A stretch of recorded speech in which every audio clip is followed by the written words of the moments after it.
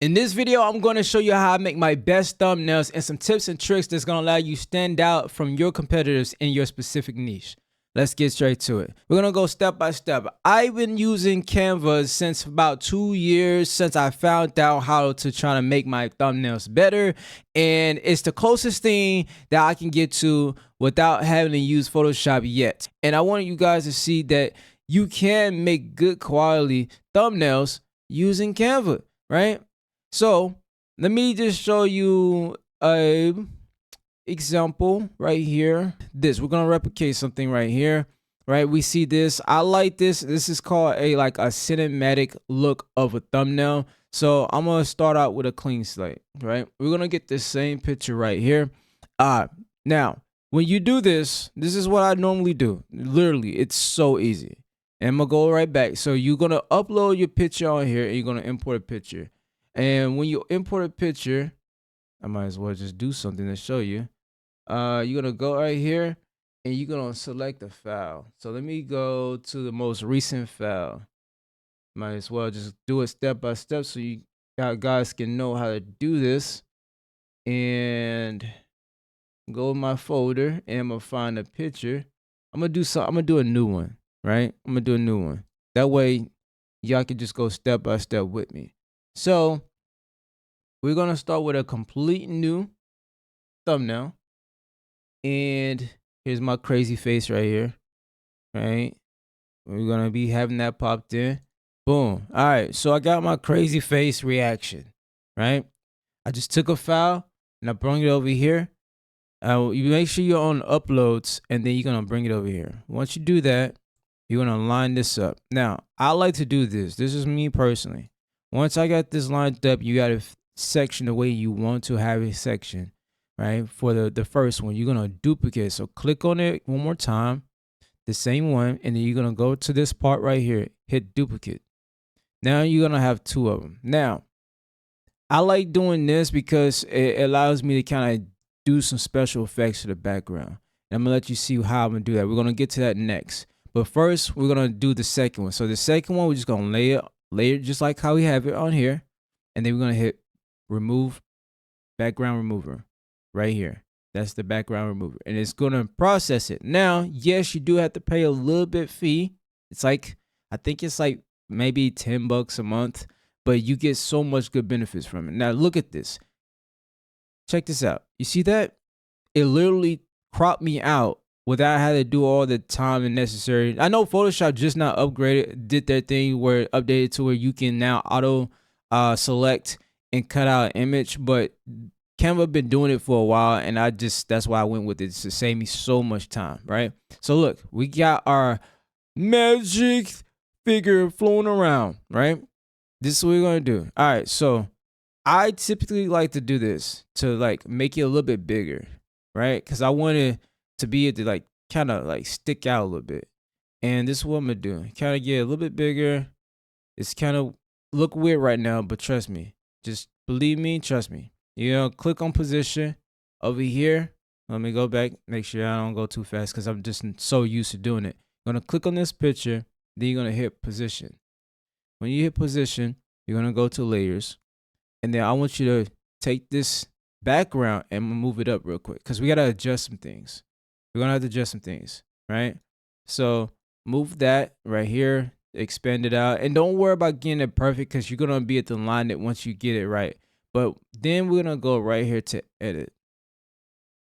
And I like to darken the background just so my picture can pop. You don't have to darken it too much, but you want to darken enough. And then if you want to, you can add a little bit of vibrance still to it, not too much, because your picture itself is going to pop out. In fact, you can go a little darker, like right here.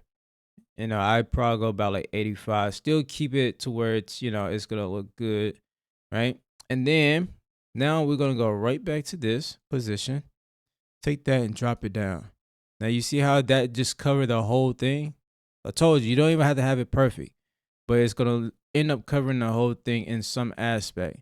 And then if you're trying to get it to like fit, this is kind of weird because for some reason it's like literally acting like it don't want to work when I've been doing this for a good amount of time, but it will hide. Like, you just have to play with it a little bit. Even if you have to like make this bigger, then you can do that.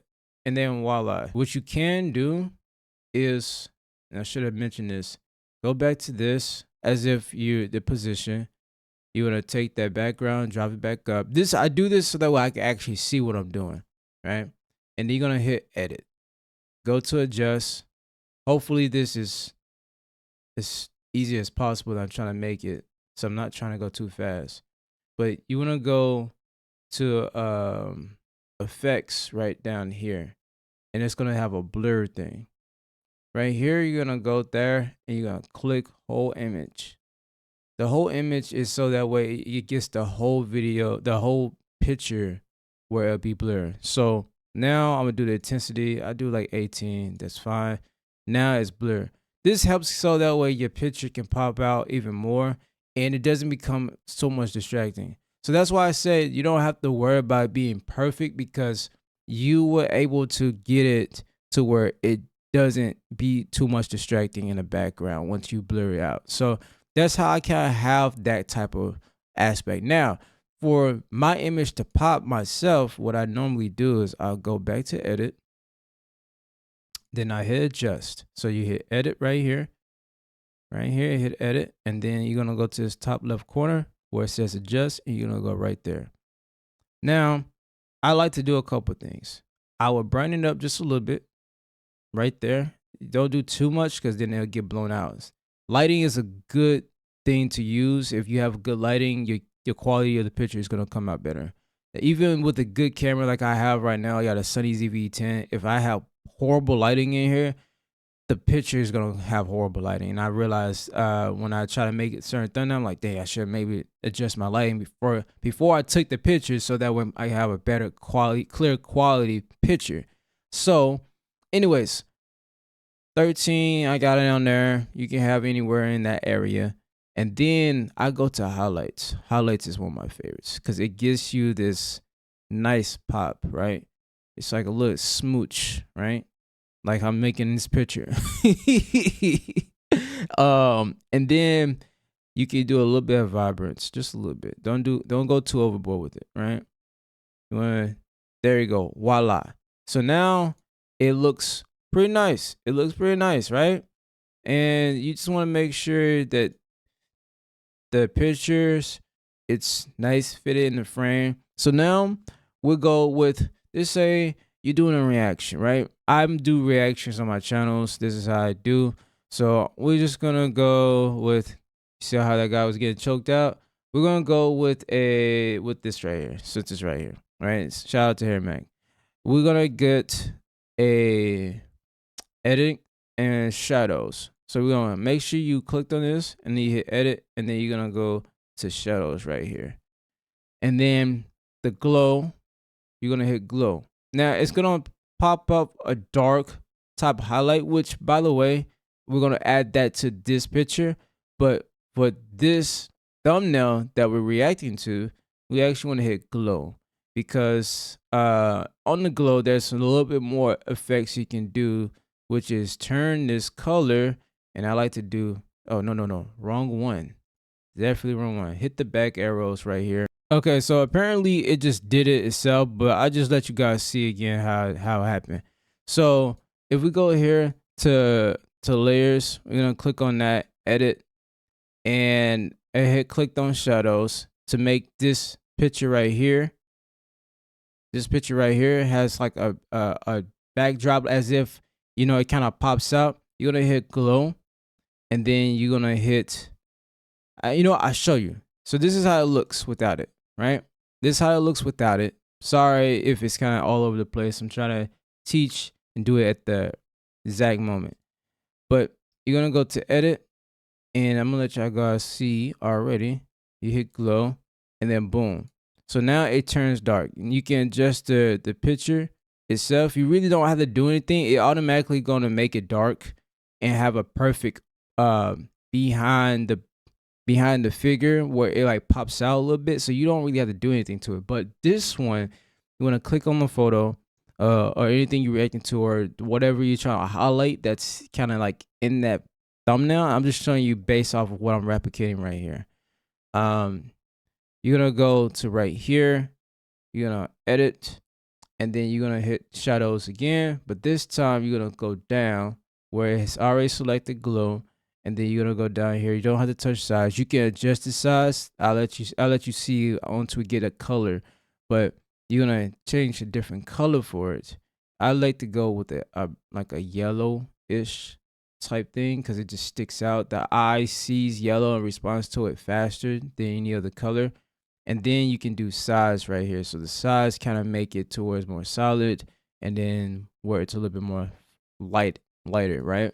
I usually go within anywhere from like 20s to the 30s, depends. 30s usually seems about pretty good. So we'll just do, yeah, we just do that. 32. Okay, cool.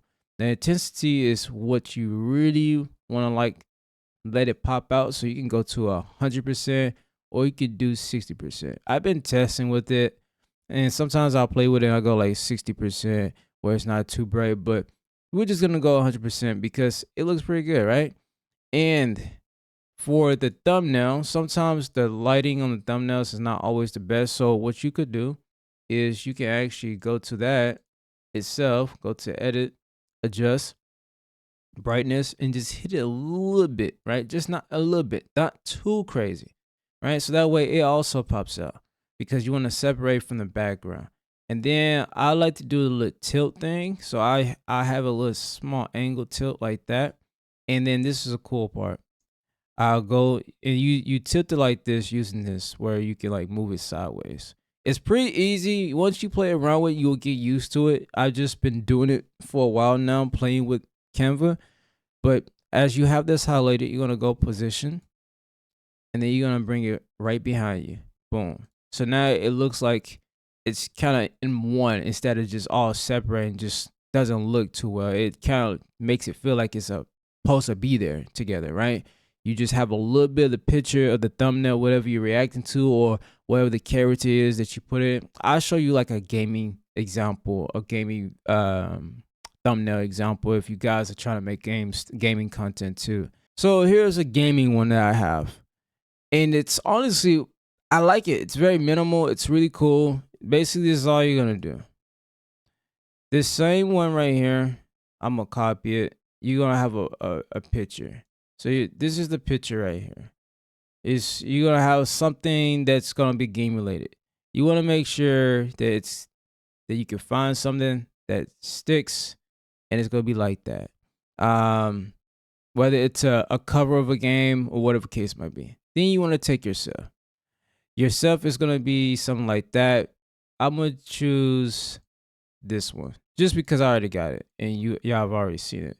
So we're going to, where's that? Okay, right there. Boom. All right, so now we're going to do this.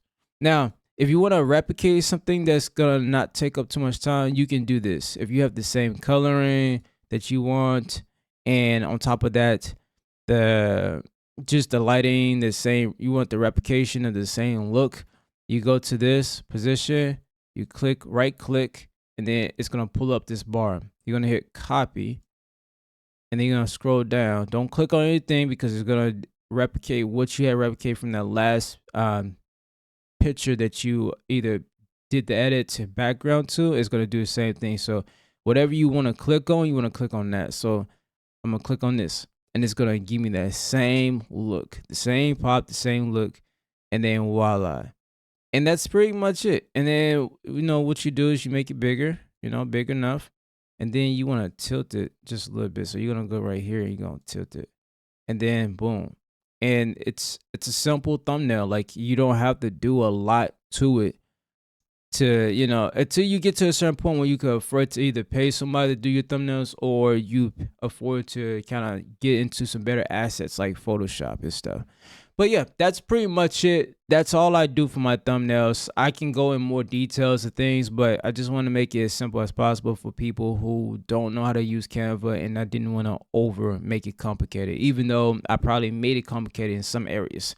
I'm trying to edit this down so it ain't going to be as complicated. But hope y'all enjoy it. If you like it, man, just give it a like, sub, and thank y'all. See y'all next one. Peace.